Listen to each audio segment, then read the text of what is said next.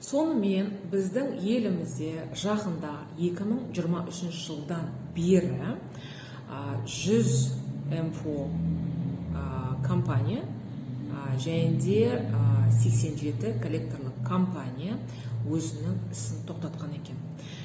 Яғни олардың жаңа тексеру барысында, қаржы нарығын реттеу агенттігінің тексеру барысында олар өте көп заң бұзушылық жасаған.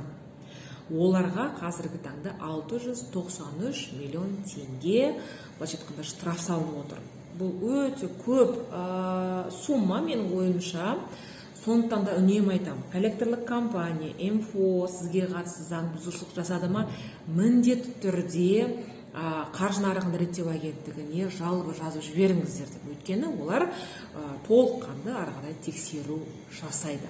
Сондай айта кететін өте маңызды ақпарат, сіздер білесіздер, алдағы 2 жылда, яғни 2026-27 жылдары банктерге просрочкаға шыққан займдарды, қарыздарды коллекторлық компанияға өткізуге тыйым салынған. Сондықтан да егер де сіздерге коллекторлық компания қысым көрсетіп жатса, аузына келген сөзді ар-намысыңызға тиетін жаңағы боғау сөздер айтып жатса, міндетті түрде оларға жалоба жазып жіберіңіздер.